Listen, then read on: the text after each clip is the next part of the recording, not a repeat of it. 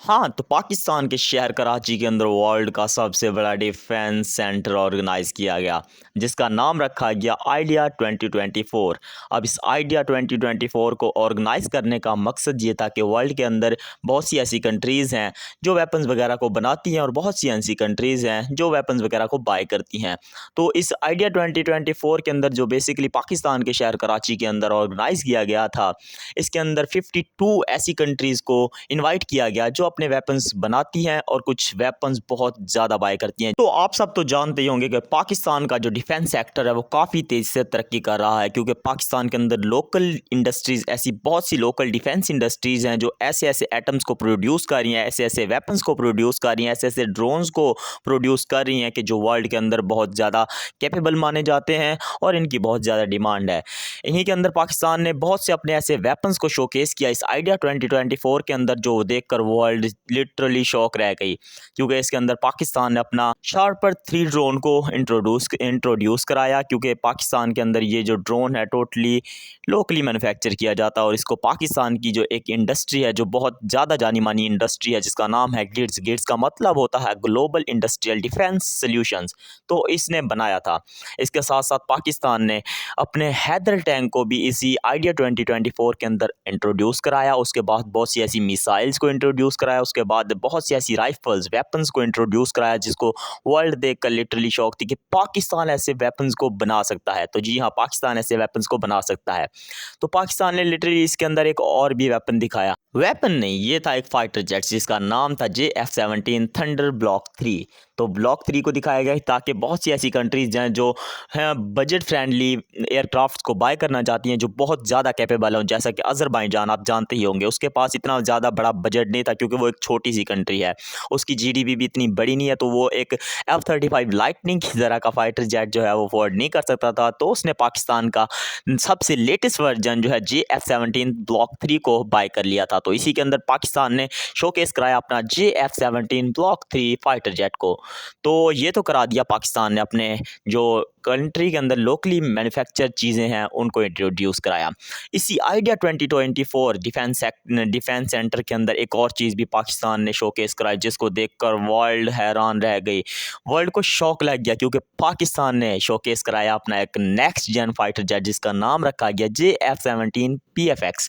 अब ये PFX क्या है, क्योंकि पाकिस्तान तो अगर इसका नेक्स्ट वर्जन बनाता ना JF-17 ब्लॉक 3 का, तो इसका नाम होना चाहिए था बेसिकली JF-17 ब्लॉक 4 होना चाहिए था। तो पाकिस्तान ने ये क्यों कर दिया कि JF-17 PFX? तो इसका मकसद ये था क्योंकि पाकिस्तान बनाना चाहता है अपने कंट्री के अंदर लोकली मैन्युफैक्चर्ड एक स्टेल्थी फाइटर जेट। अब इसको मैं 5th जनरेशन तो नहीं कहूँगा, क्योंकि मुझे इस चीज़ का कन्फर्म नहीं है कि ये 5th जनरेशन होने वाला है या नहीं होने वाला, लेकिन ये एक स्टेल्थी एयरक्राफ्ट होने वाला है।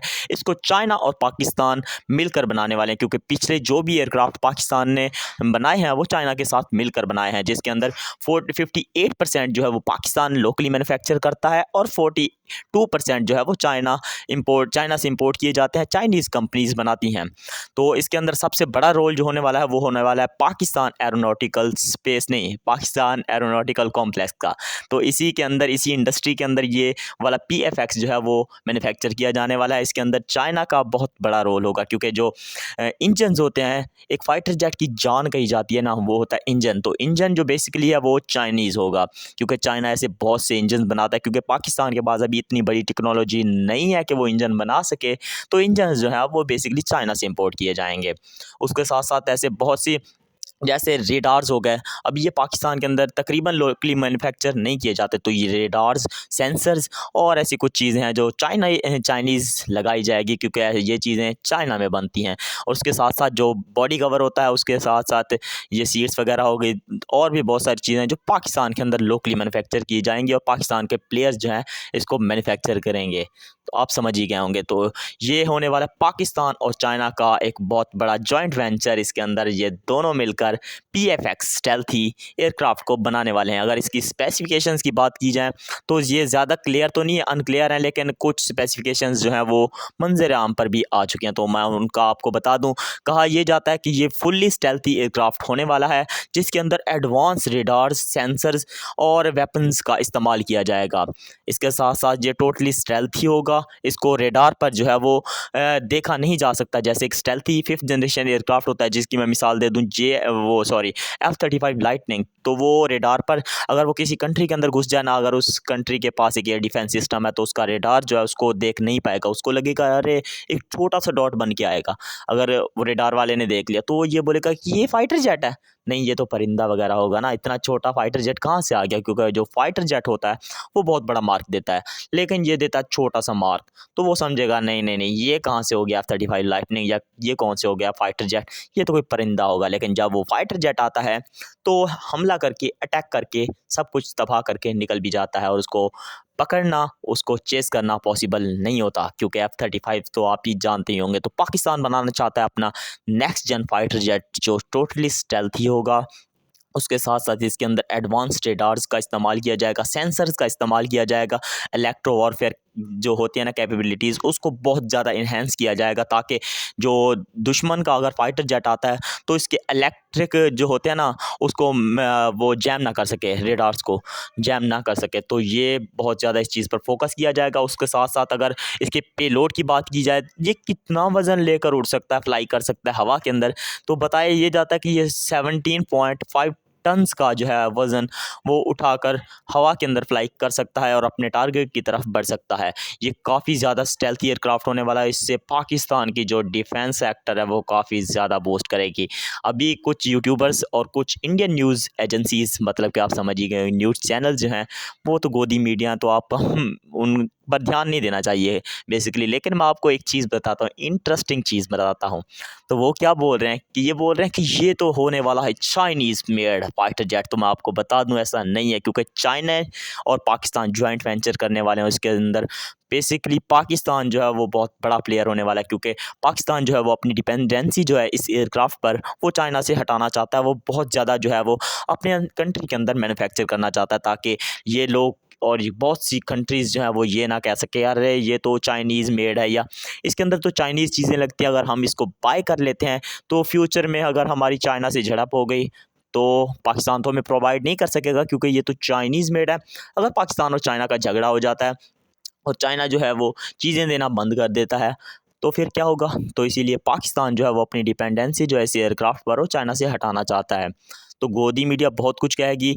उनका अगर बात की जाए एक समोसे की, तो इंडिया बना रहा था एक समोसा जिसका आप जानते ही होंगे। तो वो बना ये कि उसका वो आया था 2006 में उसको इंट्रोड्यूस कराया गया था। जब आप जानते होंगे 5-6 साल बाद, JF-17 के 5-6 साल बाद उसको इंट्रोड्यूस कराया गया। लेकिन अगर मैं आपको एक इंटरेस्टिंग चीज़ बताऊं, JF-17 के बहुत से जो हैं वो मतलब कि फाइटर जेट्स जो हैं वो प्रोड्यूस कर लिए गए, इतने ज़्यादा कि आप सोच नहीं सकते। लेकिन जो समोसा है उसके 2-3 ही, आप समझ लें कि तकरीबन 2-3 ही निकले हैं, उसके प्रोड्यूस किए गए हैं, जो उड़ने के काबिल हैं लेकिन फाइटिंग के काबिल नहीं है। वो लड़ नहीं सकते, वो सिर्फ ट्रेनिंग पर्पसेस के लिए इस्तेमाल किए जाते हैं, क्योंकि उनके अंदर ऐसी कोई कैपेबिलिटीज़ ही नहीं है कि वो दुश्मन के साथ लड़ाई कर सकें, अपने एनिमी को गिरा सकें, एनिमी के जो फाइटर जेट्स हैं उसको गिरा सकें, क्योंकि जो उसके अंदर इंजन हाँ, सबसे बड़ी बात, ये जो इंडियंस बोलते हैं ना कि ये तो हमारा मेक इन इंडिया प्रोजेक्ट है, ये तो प्रोजेक्ट जो है वो इंडिया के अंदर मैन्युफैक्चर किया जाएगा, हमारा aircraft totally make in India होगा। तो मैं आपको बता दूं ऐसा टोटली नहीं है, क्योंकि इसके जो स्पेयर पार्ट्स हैं वो चंद ऐसा समझ लें पुर्जे वुर्जे वो इंडिया के अंदर बनते हैं, लेकिन इसके मोस्ट ऑफ द चीज़ें जो है ना वो यूरोप से और अमेरिका से इंपोर्ट की जाती हैं। अगर इसकी सीट की बात की जाए तो वो भी इंडिया के अंदर नहीं बनती, वो यूरोप से जो है वो मंगाई जाने वाली है। मेन चीज़ जो फाइटर जेट की जान कहा जाता है इंजन, वो जनरल इंजन से मतलब यूएसए से मंगवाया जाने वाला है। और यूएसए क्या करता है, यूएसए का तो आप सबको पता ही होगा। यूएसए ने कहा था अरे हमारे पास तो टाइम ही नहीं है, हमारे पास तो इतना इंजन ही नहीं है कि हम इंडिया के तेजस प्रोग्राम के लिए उसको प्रोड्यूस कर सकें। तो वो डिले करते जा रहे हैं, डिले करते जा रहे हैं, कभी 2 साल बोलते हैं, कभी 3 साल, कभी 5 साल, तो ऐसे डिले करते जा रहे हैं और समोसा प्रोड्यूस नहीं हो पा रहा। उससे अच्छा है कि समोसे को घी में डालो, तल के खा जाओ, बस इतना ही हो सकता है। क्योंकि आपका एक एम का जो था ना, अभी मैं 5th जनरेशन उनके फिर एयरक्राफ्ट की बात करूँ, उनका अभी 4th जनरेशन, मैं बोलता हूँ 3.5 जनरेशन का एयरक्राफ्ट जो समोसा वो नहीं प्रोड्यूस किया गया, तो वो 5th जनरेशन के ख्वाब देख रहे हैं। जब चाइना ने अपना J-35A को 5th जनरेशन स्टेल्थ एयरक्राफ्ट को दुनिया के सामने दिखाया, अनवेल किया ज़ुहाई शो के अंदर, एयर शो के अंदर, तो इंडियन क्या बोलते हैं, अरे ये तो चाइनीज़ कॉपी है, ये तो चाइनीज़ F-35 की कॉपी है। तो मैं आप सबको बता दूं, आपका समोसा नहीं बन पा रहा आपसे, और दूसरे अगर तरक्की कर रहे हैं तो वो आपसे देखी नहीं जा रही है, बोलते हैं कॉपी कर ले। अगर कॉपी कर रहे हैं ना, तो आप समोसे की कॉपी कर लेते किसी और से। अरे 3.5 जनरेशन का एयरक्राफ्ट आपसे बना नहीं जा रहा और बोलते हैं कि कॉपी कर रहा है। तो आज की वीडियो में बस इतना ही, मिलते हैं किसी नेक्स्ट वीडियो में, तब तक के लिए टाटा, गुड बाय।